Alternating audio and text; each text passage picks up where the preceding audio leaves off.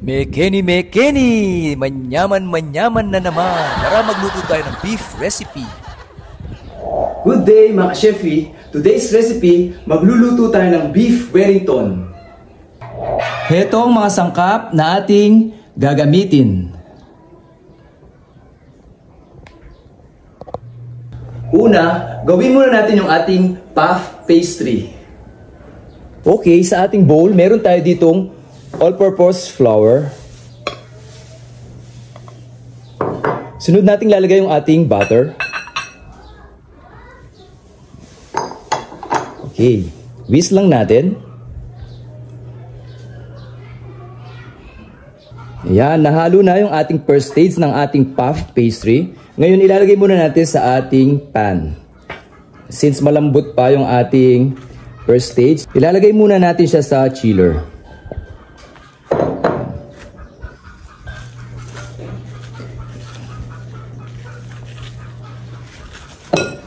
Okay. Ayan, flatten lang natin. Ngayon, sa ating second stage ng ating puff pastry, ilalagay na natin yung ating flour, sugar, yung ating salt, and ice cold water. Ayan. Whisk lang natin. Sunod natin lalagay yung ating butter and lemon juice. Ayan. Para mapabilis ang paggawa ng ating puff pastry, kailangan nating gumamit ng mixer. Yan. Pag na-mix na yung ating second stage ng ating puff pastry, ayan, balutin muna natin ng cling wrap.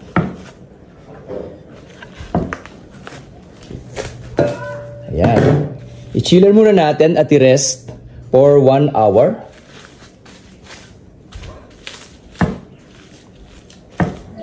Okay, ngayon naman, gagawa lang tayo ng wrapper, yung lumpia wrapper. Optional lang to.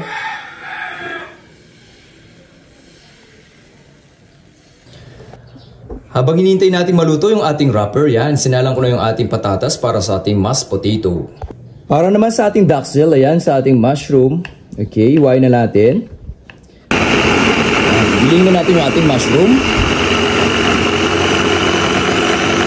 Ngayon, sautein na natin yung ating mushroom. Nilagay ko na yung ating bawang. Sunod ko na ilalagay yung ating sibuyas.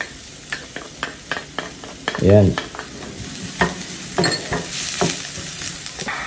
Sunod ko na ilalagay yung ating mushroom.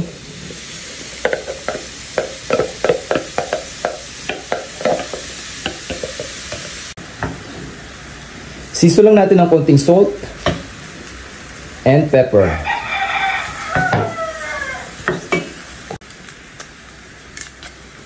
Tapos, deglaze lang natin ng konting red wine.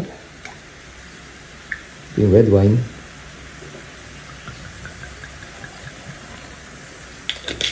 Okay, ngayon, gawin muna natin yung ating sauce.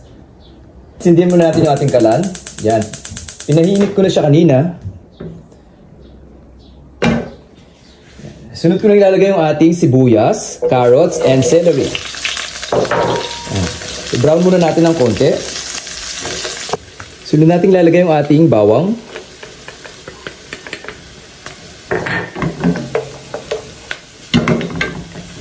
Sunod ko lang ilalagay yung ating tomato paste. Ayan. Hayaan muna natin ma-roast ng konti yung ating tomato paste to reduce the acidity ng ating tomato. Tignan natin yung ating beef bone.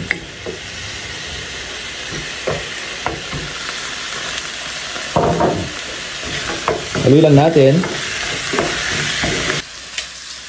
Habang hinihintay natin ma-brown yung ating beef para sa ating stock, ayan. I-sieve muna natin yung ating potato para sa ating mashed potato. Siso lang natin ng pepper, white pepper, and salt to taste. Tapos lagyan natin yung ating butter. And then mash natin. Tapos lagyan natin ng fresh milk.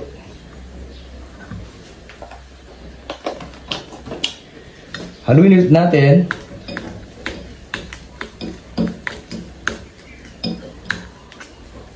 O yan, season lang natin ng konting nutmeg.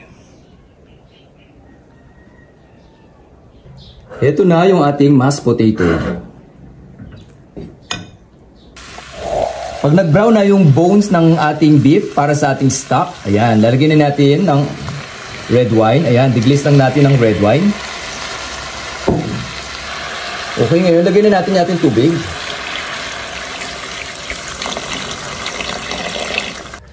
Para naman sa ating beef tenderloin, ayan, season lang natin ng salt.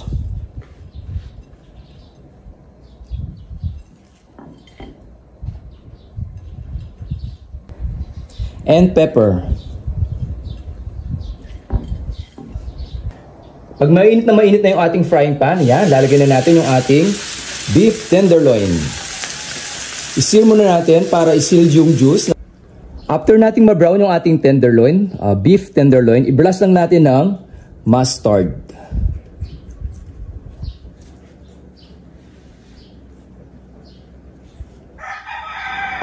Okay, ngayon, i-wrap na natin yung ating beef tenderloin. Ayan, nilagay ko na yung ating wrapper na ginawa kanina. Wala tayong prosciutto o yung parma ham, nilagay ko na lang yung ham. Ordinary ham. Ayan, tapos, talagyan na natin yung ating beef tenderloin. Ayan, balutin lang natin.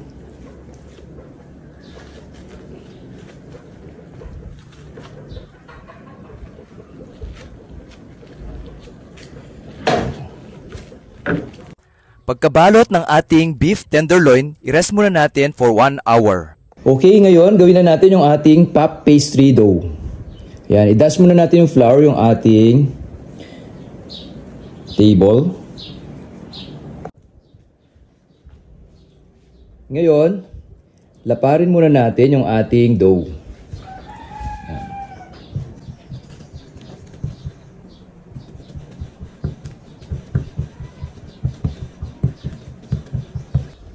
Yan. Pag na-flatten na natin yung ating Dutch rump, lalagyan na natin yung ating butter. Yung, yan. Tsaka natin siya i-fold. Yan.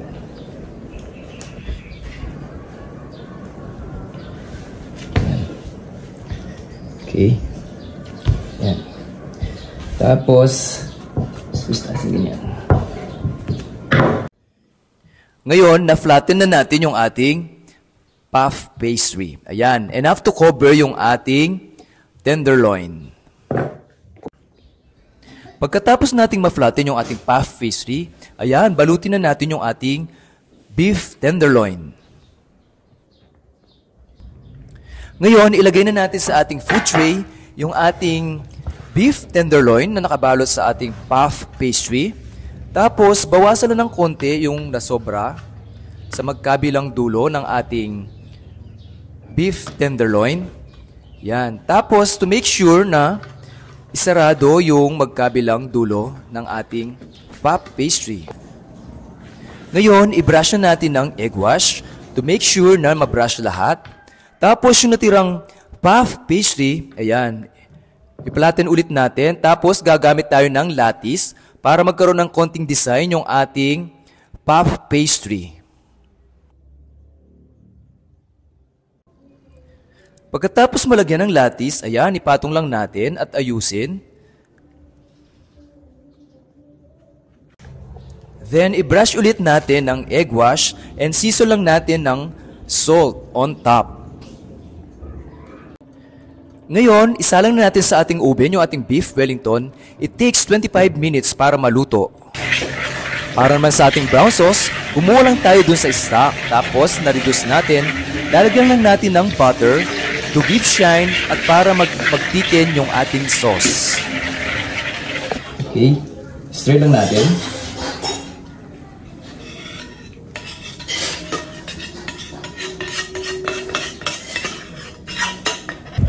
Ngayon, slice na natin yung ating beef Wellington. Okay.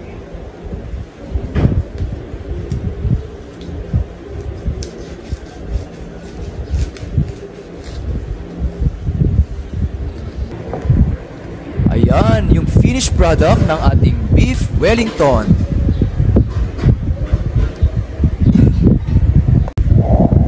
Tapos na nating ma-plate yung ating beef Wellington.